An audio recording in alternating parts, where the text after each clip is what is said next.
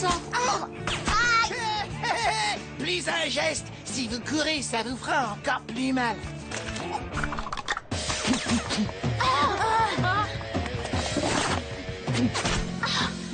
C'est trop crado.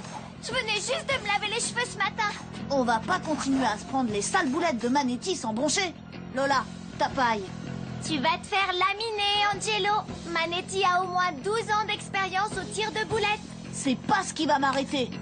Victor, papier. Il est hors de question que je sacrifie une seule page de ma thèse sur les énergies renouvelables au pays du diesel. Je préfère encore courir. Victor, non! C'est dégoûtant, arrête! L'avenir de la crise mondiale de l'énergie peut attendre.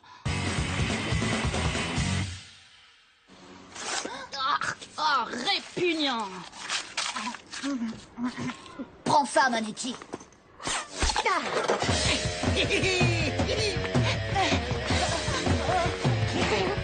La porte! Tiens-nous la porte! Mon Dieu!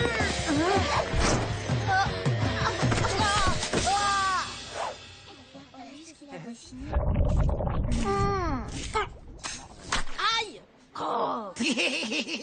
On devrait peut-être en parler avec le prof avant le début du cours. Les profs associent toujours le crime à la personne qui le dénonce. Aïe! Il va falloir se débrouiller tout seul.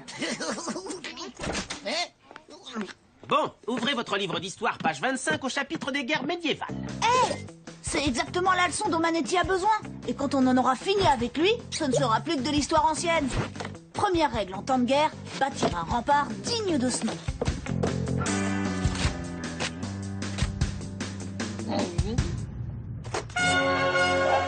En avant! Préparez-vous à les bombarder de boulettes! On y va! Chargez! Allez, chargez! N'entend par guerre médiévale toutes les guerres qui se sont déroulées. Comme certains d'entre vous l'ont peut-être déjà lu, en Europe, les progrès techniques ont entraîné une transformation radicale de la nature même de la guerre.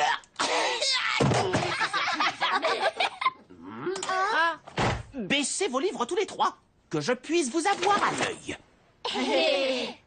On doit à tout prix régler ça pendant le cours. Si on attend la récré, on est sûr de se faire massacrer.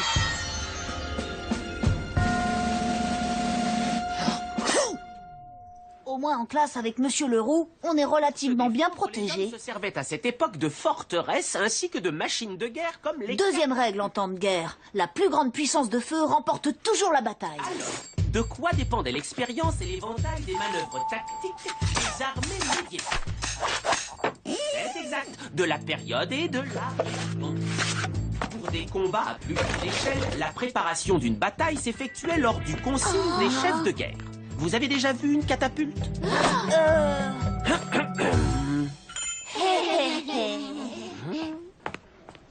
Les canons.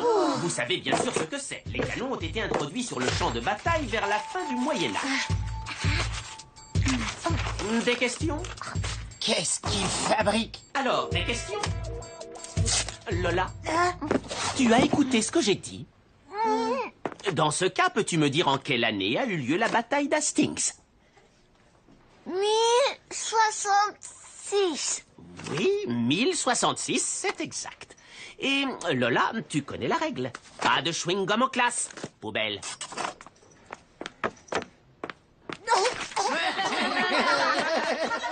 C'est enfin l'heure de la contre-attaque. Les guerres ne se déclenchent pas sur un simple désaccord. C'est un ensemble de conditions économiques, politiques ou religieuses qui met généralement le feu aux poudres. Attention, Ceci dit, en joue aussi et feu. se déclenche à l'intérieur d'un...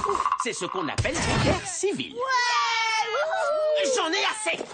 Je ne sais pas ce que vous trafiquez dans mon dos, mais puisque vous n'êtes pas capable de rester calme, je vais devoir vous séparer. Victor, de ce côté. Lola, au bout là-bas. Angelo, tu restes où tu es. Pas de problème, ça faisait partie de mon plan depuis le début. Une guerre par procuration est la guerre que se font deux pays par l'intermédiaire de la... Troisième règle en temps de guerre, pour augmenter tactiquement votre puissance de feu, il faut déployer les troupes. Cool. Il va moins rigoler. Maintenant, on va pouvoir attaquer Manetti de 3 directions à la fois.